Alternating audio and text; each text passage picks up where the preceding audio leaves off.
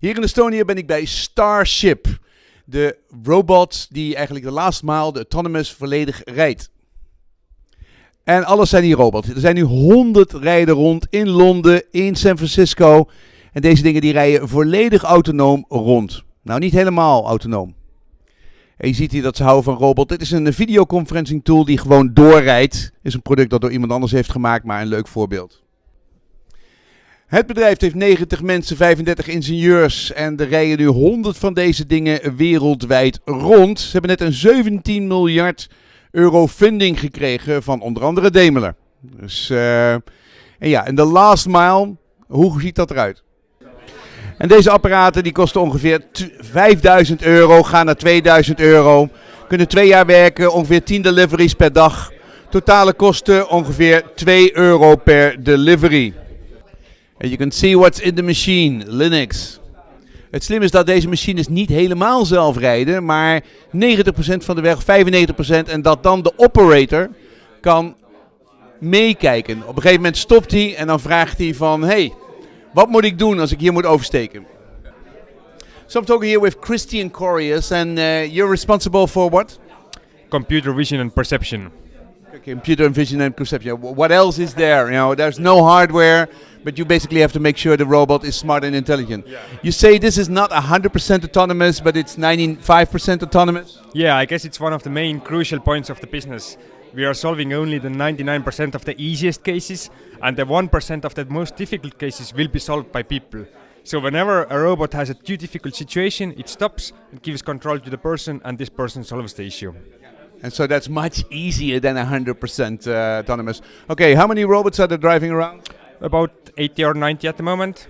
Where? In London, San Francisco? London, Silicon Valley, Washington DC, Germany, Hamburg. Anywhere except Amsterdam. No, Amsterdam. So you have about 90 people and 35 engineers, and you just got a funding from what kind of people were investing in your company?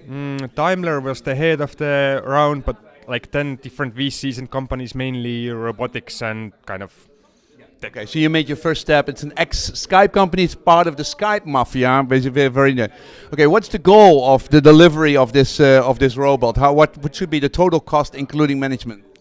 I guess a near-term goal is less than €1. At the moment, maybe it's like €5.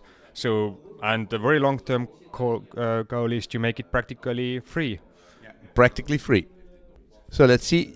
You can open it up. Let's take a look inside. Okay, how much kilo, and how far can it drive?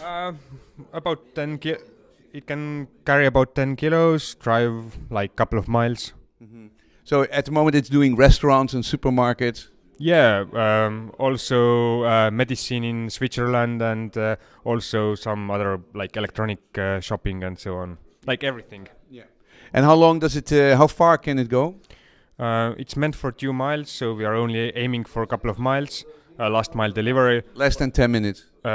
Kind of, yes. But it's easy to swap the battery to a larger one, and then we can go for tens of kilometers. Yeah. What are the most difficult things with this developing something like this? Is not the technology, but more the local situation and getting permission, or is it the technology and the software still a problem?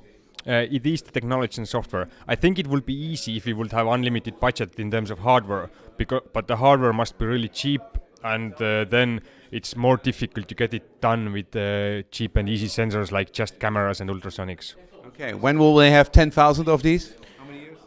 2 years.